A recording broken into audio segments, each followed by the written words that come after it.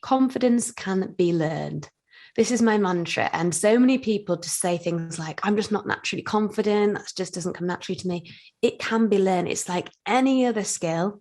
And it's something that if we work at and we're committed to, we can learn it. Welcome to the Payroll Podcast with your host, Nick Day. Find out what it takes to truly discover what it takes to elevate your career within payroll as we meet with the industry leaders who are shaping the industry for tomorrow.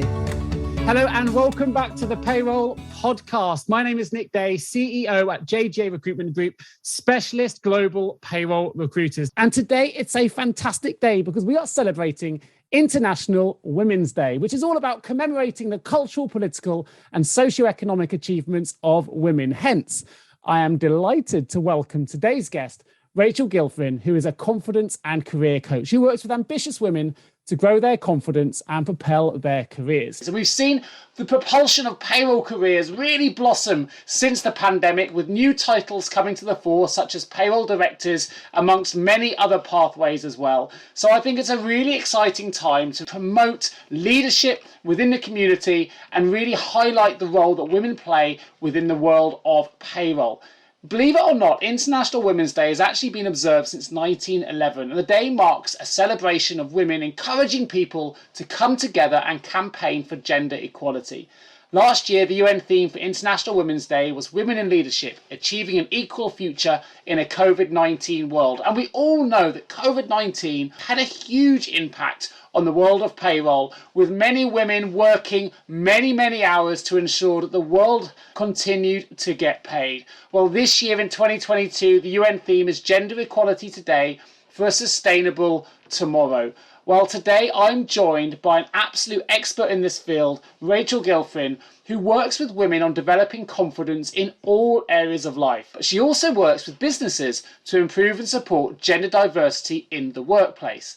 With recent data showing that nearly 40% of UK FTSE 100 board positions are now held by women, compared with only 12.5% just 10 years ago, Rachel is now helping the UK to continue this trend. In fact, Rachel has developed a corporate group coaching program specifically designed for women to grow in confidence, to help them feel empowered to proactively co-create their career path with the organisations that they work for. And as you all know, I'm extremely passionate about progressing the career pathways for people that work in payroll. So this may well resonate with you if you are indeed struggling with confidence or anxiety when it comes to your own payroll career. Well, Rachel's here to help us not only celebrate International Women's Day, but she's also going to talk to us and introduce us all to her 3 key pillars that inspire and shape her work. So without further ado, welcome Rachel Gilfrin to the Payroll Podcast. How are you feeling today? I'm great. Thanks so much for that fantastic introduction, Nick. I'm so pleased to be here. Now, funnily enough, I read on your website that something that helped shift your perspective when you were once lacking confidence was listening to lots of different podcasts. I'm hoping this show is helping others who are listening right now as well, fingers crossed. I'd love, though, if you can, just tell us a little bit more about your shift for yourself and in that mindset, really, that helped inspire you to launch Rachel Harriet Coaching Business. Yeah, of course. I think really for me, at the time I was working within my corporate role, which was in the technology industry. And I was really keen to kind of really begin to move forward in my career and progress, but I just felt so challenged in being taken seriously and having my voice heard. And the challenges that I was having was that I didn't know how to effectively articulate myself. I knew that there was so much there, but I couldn't really bring it to the surface.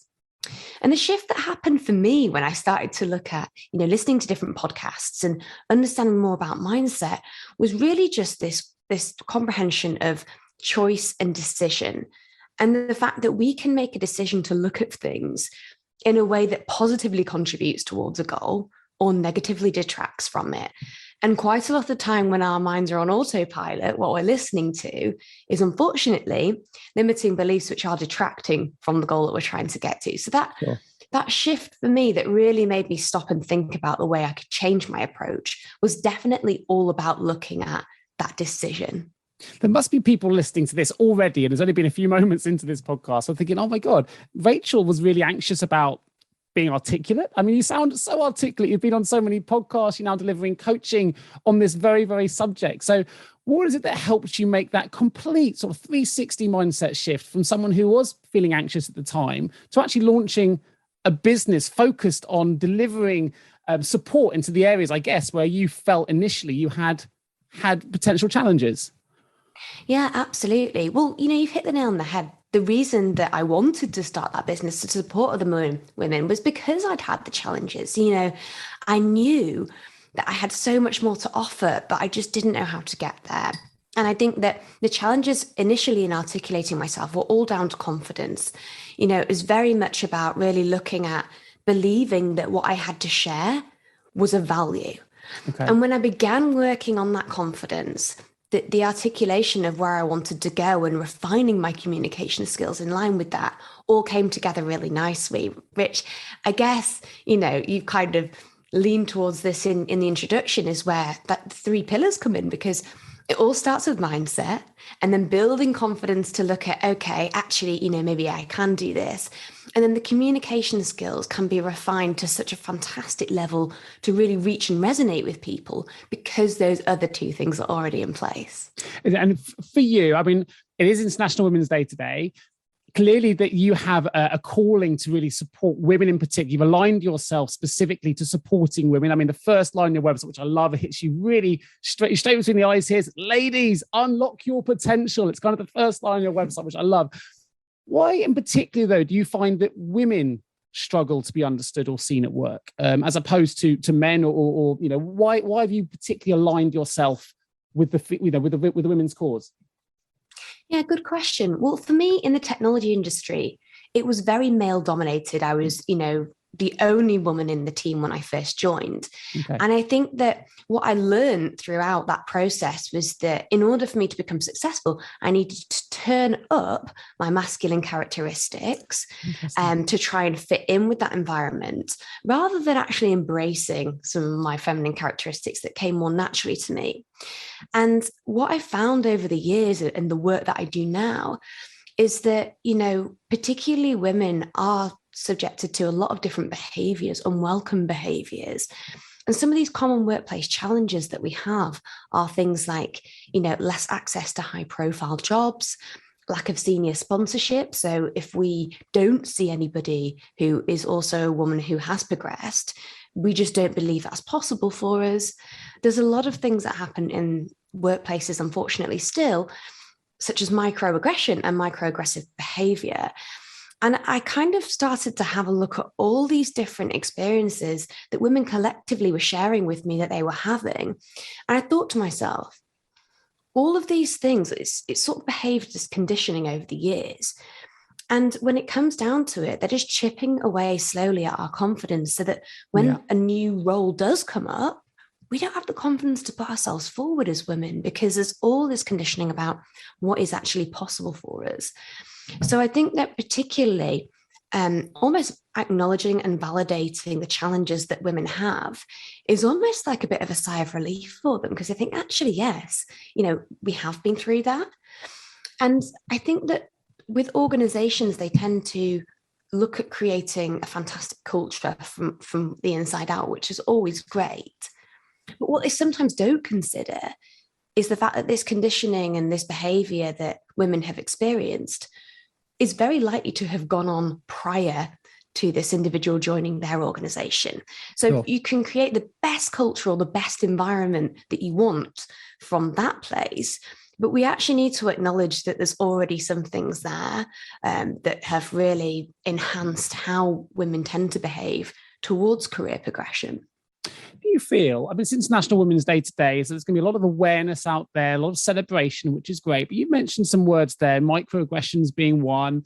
Sometimes that just through the amount of time we've become, I think the word you used was conditioned to respond in a certain way. It's great this awareness is happening, of course, and there's going to be loads of celebratory stories, which is fantastic. I want to talk about those in just a moment as well, because I think it's good we get both sides to that to make sure we haven't got to the end game yet. We need to keep pushing. But do you think there are potentially going to be people listening to this, or certainly people you work with, who aren't even aware that they're necessarily being subjected to these microaggressions because they've become so conditioned, and therefore Is that another sort of barrier or layer that we need to try and remove so that people are more aware that they're even in this environment? Sometimes people aren't aware they're being abused. Does that make sense? Or being overlooked because they haven't looked at it that way, or, as you put it, they've been conditioned to such an extent that actually that awareness is almost gone. Are you finding that in the work that you do, or do you think there's still a problem there in that regard in the UK? Oh, absolutely. I think there is still a problem. I think especially within organizations, if the behavior is coming from a specific number of sources, what we tend to do is normalize it. So even when speaking with peers or colleagues about the behavior, it's almost joked about or, swept under the rug as, oh, that's just the way it is. And I think that until we have somebody to say, actually, that shouldn't be the way it is, and that isn't okay, it really takes for that moment of clarity to make you think and reflect back on experiences that you've had and think, actually, no, I shouldn't have put up with that. And I think another thing that's a challenge for people in this situation is they watch or witness other people go through that. So, for example, they could be in a meeting and somebody could speak over someone and kind of just dismiss what they were trying to say. If that person then doesn't react or say anything back, that behavior is normalized.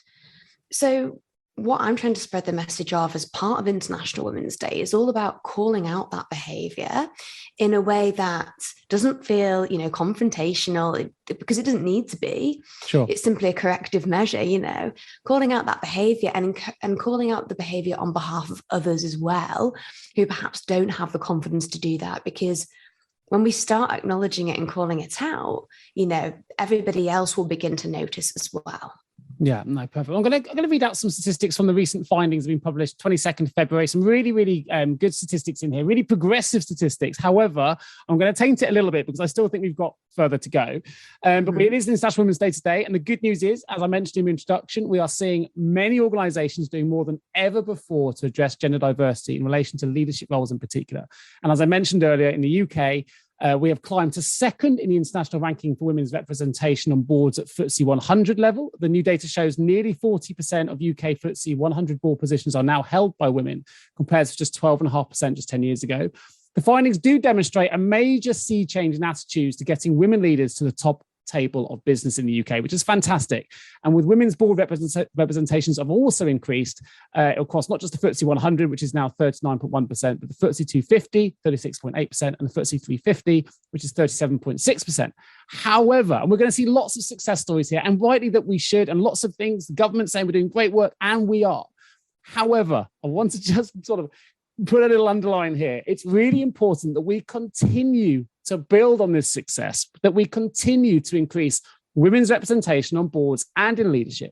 Because while there has been remarkable progress at boardroom level, still only 1 in 3 leadership roles and around 25% of all executive committee roles are held by women. So my question for you today, I guess, Rachel, is this: what do you think is holding back this statistic? And what more can businesses do to really help improve some of these representative numbers? It's an interesting one because quite a lot of the time, the sort of reasons that organizations tend to cite about why the balance isn't different is because, some of the reasons could be we just don't have that many applicants, from women, or, we don't find that there's that much interest in them moving ahead. And I think that quite often what we find is that women do have an interest there, but they're waiting for that permission slip. So they're waiting for, somebody, either their line manager or somebody from human resources, to tell them that they're ready or that they're good enough. And I think that the challenge that comes there is that they're not going to have the confidence to put themselves forward.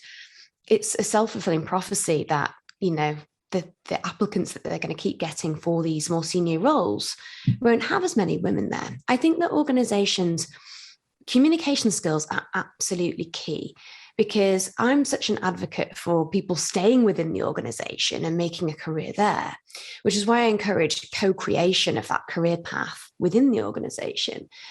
But so often I think that, we see people leaving places or handing their notice in saying, there was just nowhere for me to go. I'd hit a ceiling effectively. But then the organizations have a totally different view of that. They say in the exit interview, oh, you could have done this, we had that available. But are they actually sitting down with people and, showing them the opportunity that's there? And not only that, are they showing them opportunity that's in a linear career path rather than showing opportunities from different departments that could also be suited? And I think that is one challenge that certainly I experienced. It was only other roles that were kind of directly above. So it would be, perhaps my boss's job or his boss's job was the only way that you thought that you could progress. So I think definitely communication skills within organizations about how they can make sure that the platform is there for everybody to apply, is really, really important. I mean, obviously, I couldn't agree more with what you've just mentioned. And obviously, this isn't going to happen overnight. It's great to see that there is a sea change and things are improving. Do you feel, though, that because if you use that 25% number to begin with, if 75% of those boards are still predominantly male, then it's still predominantly males making those decisions. So maybe we all do communicate differently. But is there a communication issue there between the male boards trying to improve representation potentially, or overlooking, or is it more that the women who are underrepresented at the minute aren't communicating enough to say they want to progress? Is it a little bit of both? What more can be done now? If we were to fast forward 10 years on from now, and we've gone from 12.5% to 39.1%, where would you like to see things sat, and what can we do to try and bridge that communication gap? I think it's a matter of prioritization. So many organizations say, this is where we'd like to be. But if you look at that goal in this, let's say there's a to-do list, for that organization, unfortunately, a lot of the more commercial decisions will fall a lot higher up on that list than something like a diverse board. So one of the things that I learned from a Gartner briefing that I recently attended was all about really making some of these diversity goals sort of part of people's KPIs. So if you are a leader, if you are on the board, really looking at, how you can make part of their role as important as some of the other KPIs, to look at really helping, is it people mentoring people within a business to help them to get those additional skills that they need to even sit in an interview, helping them to look at what other knowledge or skills that they could need to put themselves in that position. Is it, being able to go out there and conduct sessions on, educating them about the benefits of a diverse board? So I think that really making it a priority that's actually linked to remuneration package, because by doing that, I think people's perspectives would shift quite dramatically. Yeah, no, you probably will. Obviously, you're a big fan of mentoring. It's part of what you do in your coaching business. You've got a lot of experience in supporting and helping ambitious women, as you mentioned, Julia, to reach their potential. And you've highlighted a few times in your website and in your research and things that I've read that actually confidence is often the thing that's holding people back. Confidence is often very low, but you have a process that you've developed that really helps unlock potential to help overcome some of these anxieties. You mentioned your pillars earlier on as well. Can you talk us a little bit more about your process, what those 3 pillars are, which I know it's mindset, confidence, and communication, but bringing those to life are really helping. You've worked with some fantastic leaders to I guess, positively build and improve the leadership roles for women and the opportunities they have before them. Yeah, I think a lot of it comes down to perspective. So one of the things that I like to talk about with people is viewing situations that they've been in and looking at what their interpretation of that has been, and then just offering alternative perspectives towards that. Because I think that for the mindset element, it's really important for people to get clear on that self-reflection process. So what it is exactly that today they believe. And really, the reason behind that is because, of course, what they've believed in the past is what has got them to where they are today. But if they can begin to shift that perspective and that mindset to look at, okay, well, potentially this could be available for me, each contribution towards that mindset every day will get them closer to that goal. And I think that developing that inner trust in knowing, actually, I do have the choices, the decisions to make about, what I believe is possible for me, is fantastic from that personal integrity piece. Because, when you say that you're going to do something and you do it and you carry that out, the confidence will build naturally as a result of that. Interesting. So how does your process start then? Would you begin with mindset? Do you begin with, historical barriers that are holding people back? Because I know you've got it as a sort of 3 key stage process. And you mentioned earlier yourself that one of your, I guess, inhibiting beliefs was around your ability to articulate, which obviously you've clearly overcome, in my view anyway. What would be your process for helping someone who was feeling anxious, was lacking confidence, but actually did have the ambition to get to the top? Yeah. Well, in my 6-week program, we always start with the mindset module, which really looks into, firstly, what is mindset, and then looks at limiting beliefs. Really, it's all about educating the group that limiting beliefs are something that everybody experiences in one shape, form, or another. So first of all, just normalizing that actually some of those thoughts that we have, such as, I'm not good enough, what if I say something stupid? I'm not good enough to go for that promotion. And we help people to acknowledge and normalize the fact that everybody has these thoughts, whether, you're an intern in a brand new role all the way through to the CEO. These thoughts do still come up, but it's all about how we recognize and reframe these. So I help people with a reframing formula that helps them to look at that situation in a more positive way. So they can really begin to look at, how can I reframe this so that it contributes towards my goal rather than detracts from it? And then once we've really had that self-reflection process and looked at what's been holding us back so far, we look at gently stretching that comfort zone to build confidence bit by bit. Now, this can start with anything that's not necessarily linked towards career progression, but just any small steps that you can begin to implement to stretch that comfort zone. And the formula that I always give as part of that confidence process is looking at what exactly it is that you're afraid of happening, and then building a plan for every scenario that you're scared of. Because, of course, our minds are wired to fear or avoid uncertainty. Yeah. What we do within that process is we remove the uncertainty. We make a plan for all of these catastrophes that we're imagining are going to happen if we do leave our comfort zone. And once we've got a plan for everything, it's like, okay, well, I can take the next step now because I know what I'm going to do. Even if the worst happens, I know what I'm going to do. So building confidence in this way is a very practical way of getting people to move forward towards their goals, actually trusting in themselves as well. No, that makes sense. Well, I know that the mindset always, or the human mind always wants to take us to the worst case scenario, doesn't it? And actually, it's rarely as bad as we think it's going to be, but we create these imaginations in our head and our day-to-day conversations in our mind that things might not always work out, and it makes us anxious.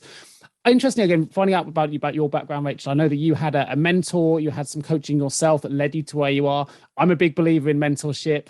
Funnily enough, and also role models. So my role model is my mum, who's a great female to mention here on International Women's Day. But also for those that have heard my podcast in the past or read my articles, one of my biggest inspirations for me is Chrissy Wellington, who is, for those not familiar, is an Ironman triathlete. She is phenomenal. Wrote one of my favorite all-time books called Life Without Limits, which I recommend anyone should read, female, male, or anyone else. You've got to read this book. It's fantastic. But what role do you think mentors can have in helping people to reach their potential? It doesn't necessarily have to be a direct coach, which I know both you and I have had and we utilize, but maybe even external role models that are inspirations to us. What roles do you think they can play in helping someone to unlock their potential? A huge role. I mean, I have hundreds of mentors in the way that obviously we've had direct mentoring, as you mentioned, but even people, who podcasts I listen to, I'm learning so much from people every day. And I think, first of all, they almost collapse that invisible gap between where someone's got to and where you think you are. So it's almost by showing the process, which is what these mentors are doing. They're sharing the process for how they've overcome certain things. It really makes you feel as though actually it's a lot more achievable for me. And it gives you that place to start and really consider another way of going about it. And I think that there's so much inspiration to be gleaned from that mentor relationship, because you're looking upon that person as somebody who you really respect usually, and have a lot of time for. So during that time, you're almost giving yourself an hour or whatever, however long, that either session is or podcast, whatever, you're giving yourself time to invest in your own sort of mindset and progression. Yeah. Whereas when you're not working with a mentor and you're kind of going through the motions on autopilot, you don't zoom out of the everyday. Whereas working with a mentor gives you that time to really think about things differently outside of the day-to-day hustle and bustle of everything that's kind of getting you down or getting in the way of where you want to be. It's like that look up moment, isn't it? I know there's a whole movement about this, but looking up, we spend so much time looking down and focus on day to day that sometimes we can forget what's right in front of us, or take the time to, especially for the leaders listening to this, take that strategic time to really understand where you want to go and why you want to get there and what your motivations, what your why is, I guess. So it's really important that we do that. Now, I know that often, as well as having a lot of experience in helping ambitious women and going through your 3 pillars, been very, very successful. You've also got a corporate program which is helping women deal with commonplace workplace challenges.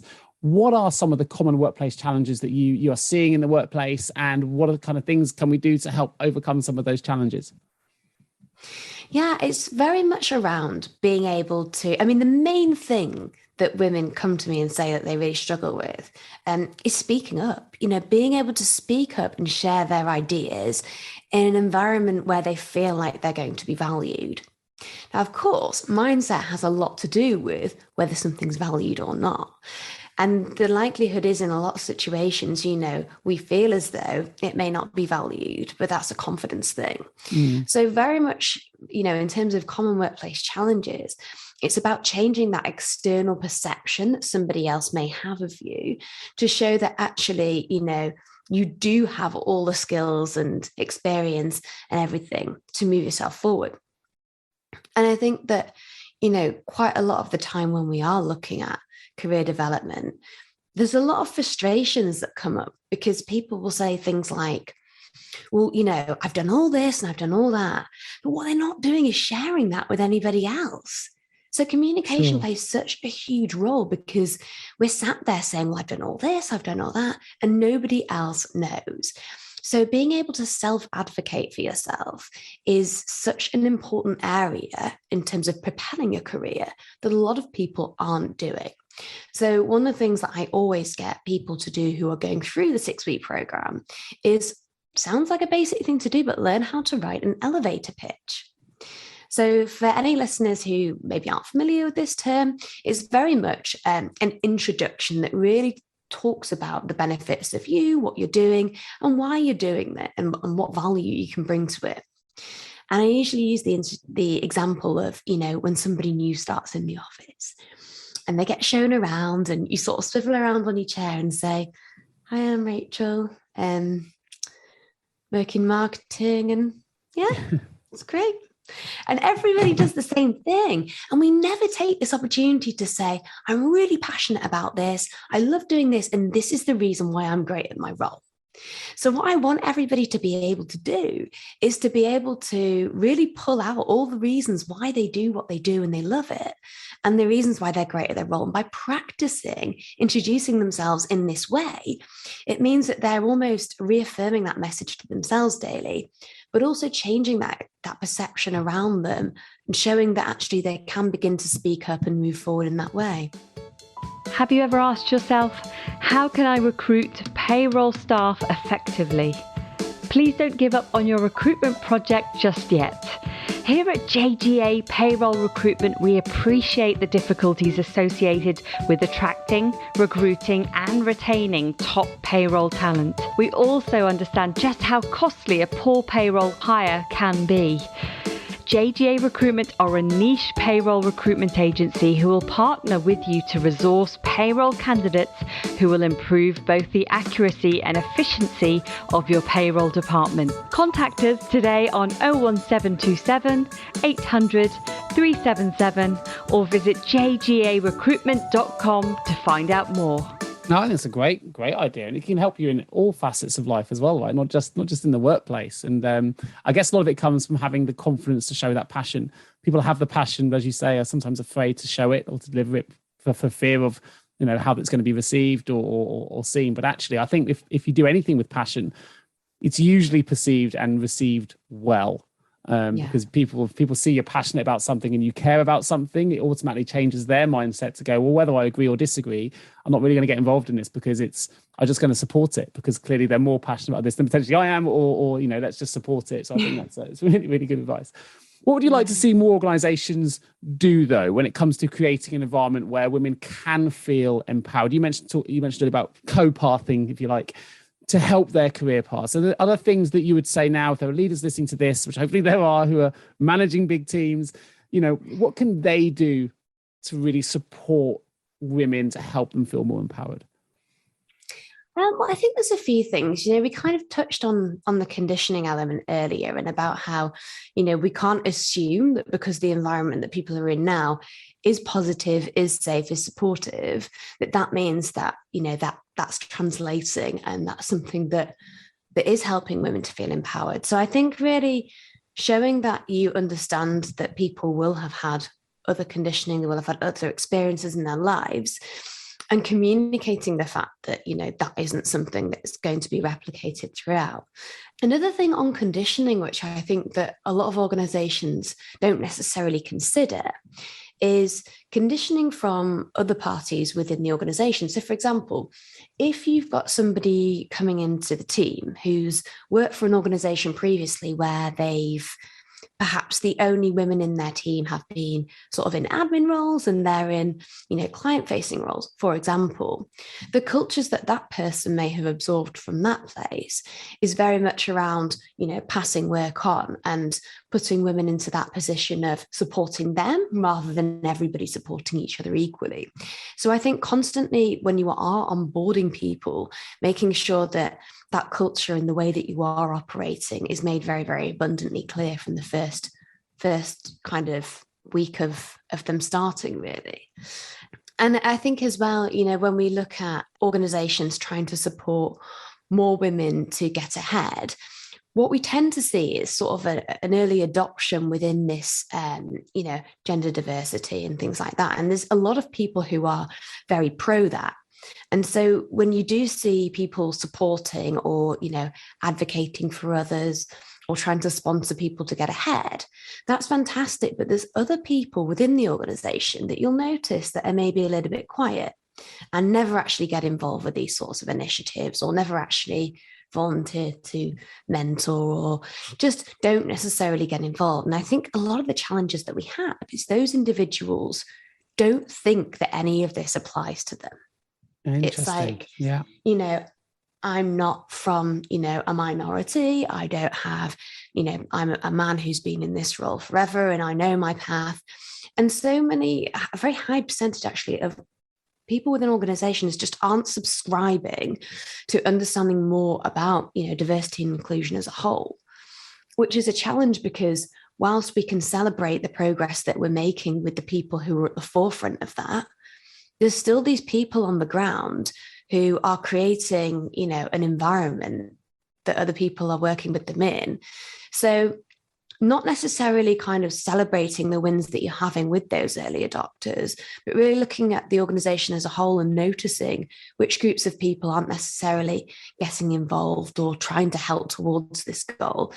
Because the people that are probably quieter or not getting involved are probably where that education piece really does need refining.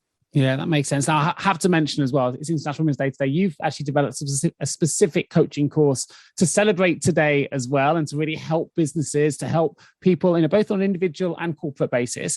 Can you tell us a little bit more about your specific coaching courses that you're offering now that really do help celebrate the role that women are having in business in particular, and getting to the top, but also helping those that you've mentioned there that might be a little bit quieter? They have a voice, they're just a little bit afraid to find it. So some of the work you're doing specifically to support International Women's Day. Yeah, sure. Well, it's been a super busy last couple of weeks. So I've been conducting 1-hour women's confidence workshops for organizations in celebration of International Women's Day, which has very much been around taking some of the core principles from my 6-week program. So as some of the things that we've discussed today, really looking at reframing limiting beliefs and really starting to build those building blocks of confidence, which is massively helping. And the feedback has been phenomenal for those. And as well, the 6-week corporate program looks at mindset, confidence, and communication, of course, my 3 pillars, but it also takes it a lot further and looks at things like dealing with microaggression, being able to speak up in meetings, and setting boundaries as well, because a lot of what we're seeing within wellbeing at work so many people are kind of citing feelings of, burnout, overwhelm. And I think a lot of that comes from, not being able to moderate our responsibility within the organization. So women do tend to be people pleasers, and we do tend to take on more than we probably ought to because we want to be seen to be going over and above. And what this can result in is, overwhelm and burnout. So we really look at how we can set boundaries in a professional manner that actually helps the other person to find an alternative source of support so that nobody's losing out, but it's very much protecting your own well-being in a professional way. So there's so much that goes into these 6-week programs, and it's very much designed to help women come out the other side of that feeling empowered to co-create that career path with the organization they're working for. I see statistics all the time about people who want to move ahead in their careers, but they want to stay in the organization. But as we alluded to earlier, feel that there just isn't that place for them. I think there was a stat the other day, 82% of people would consider leaving a job if there were no career progression. So it's about people taking responsibility for their own career progression and almost speaking up and saying, this is something that I've identified that I'm really passionate about. How could we look to work this into what I'm doing now, or potentially look at something else in the future? So keeping people in the organization so that they can grow with them is something that I'm passionate about as well. So there's all sorts going on. Amazing. Well, again, that links to that communication. Interestingly, I don't want to make it about his and her thing here, but something resonated with what you just mentioned, which is, you said women sometimes like to be people pleasers and eventually can get to burnout. And you've talked about within your 3 pillars, communication being a big area here. So I'm going to take this right down to just my own example without making a generalist statement, but I have a feeling there'll be people listening to this saying, yes, this is true. So with me and my wife as an example, we're very much a team. I like to believe we're very much a team in what we do. But there's certainly a communication area here that if I do something, I'm much more open about telling her that I've done it. And she will often do the same thing and not mention it because it's just what she does. To take that, I could use a very stereotypical version of events. So there's a chore in the house, hoovering, whatever it is. If I've done it, I will tend to go, just so you know, I've done this. She'll have done it, not tell me. She'll just expect me to notice it's done, maybe, but she won't actually highlight the fact. And there's certainly for me, there's a bit of a celebration that it's been done, because I like to tick it off my to-do list and whatever. To magnify that example in a different way here, do you feel that, only because of what you just mentioned, it may resonate with me, that within that communication thing here, that men typically are more open about just telling everyone the achievements they've done and what they've done? And you mentioned the people pleasing word, which came from you, saying, well, as women do the same work and they work just as, that's not in question. It's just they're less vocal about celebrating the fact that they've done it or making it less visible within a business so it can be overlooked. I don't know if this is a problem or not. I'd love to hear your view, but it resonated with me in my own setup here, because my wife barely ever tells me what she does because she feels she doesn't need to, and I can see that it's been done. And even though I know that, I still tell her anyway when I've done the same thing. Does that make sense? Yeah, it's so true. It's a really good analogy, actually. And to kind of further that analogy, let's say we're talking about doing the hoovering or whatever, you'll be saying, I've done this and that's great. Your wife maybe may not say anything, but then over time, she's going to be doing different chores every day, building on that, doing more and more and more. And then one day she's going to turn around and say, do you know how much I do in this house? And become frustrated because you haven't noticed. And it's similar in the workplace. We take on more and more and more and go out of our way to try and further our own development. And we don't tell anyone, but then we become frustrated because nobody knows. And it's all about that self-advocacy, really being able to say, actually, I'm really pleased that I've done this. Here's examples where I've evidenced this, that, and the other. And without it feeling as though you're boasting, because I get that a lot. Women say, I don't want to come across as arrogant. Confidence is something that is, it can come across as arrogancy. And it's not about that. It's about stating the facts in a way that can help you to get towards your goal and make sure that you are known for doing that. And you're so right, typically, men can be more vocal about their achievements, which puts them in the running for that next roll up. So being able to self-advocate in a way that aligns with your own values as a woman is something that I'm really keen to teach in my programs, because it has to feel good to you. I can give you a script and say, say this, but it's not going to come across in what you actually want to say, because you'll feel uncomfortable. So it's about picking different ways of phrasing things, or using different structures or tone of voice or pace of speech or whatever in that communication skills element, to be able to say something that does the job in terms of telling everyone what you've done, but feels good to you. Yeah, I think that makes great sense. I feel bad because I used a chores, which is a really bad stereotypical example, but it's real in my household. I think another one would be, my wife has recently published for the work that she does in a publication. Yeah, I did all the promotion. She was like, no, it'll happen organically. And I'm like, no, it won't. People won't see this unless you promote it. I end up doing all the promotion for her because I'm so proud. But it was like, it was interesting. And maybe it's such a small, study group within me and my wife here, but it was just how we work. It was quite interesting. And there's another example there of me wanting to shout about everything she's doing, and she's been quite happy going, I don't know, no, people will just see it organically, and it was just a different mindset places.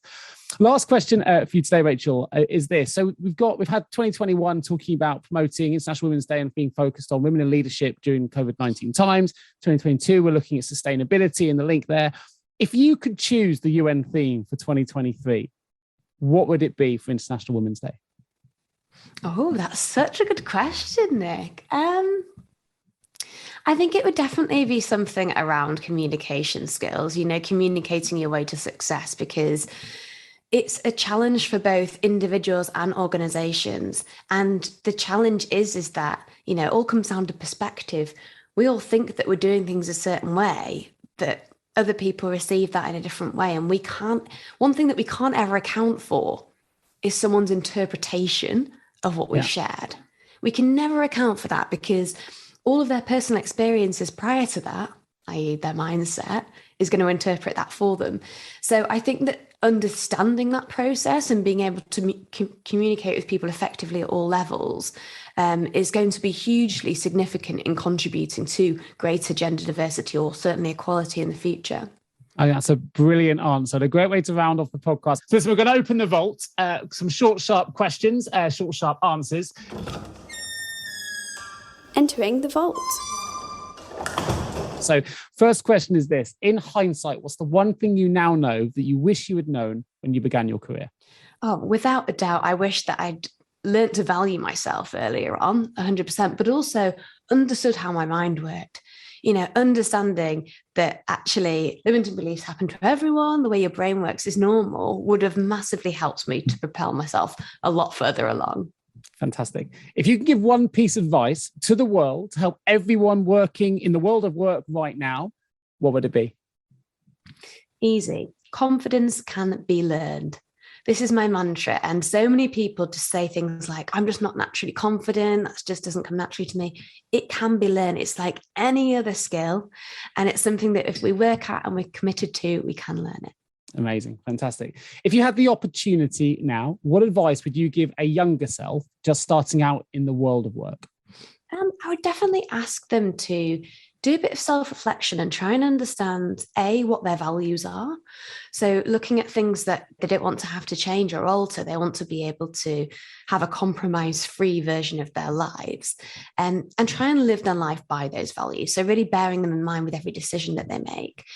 But also one thing that I always ask my clients to do when we're doing kind of career coaching and that sort of thing is journaling on their ideal day at work. So what does it look like? What sort of tasks are they doing? Are they working with other people? Are they working with animals? Are they working alone?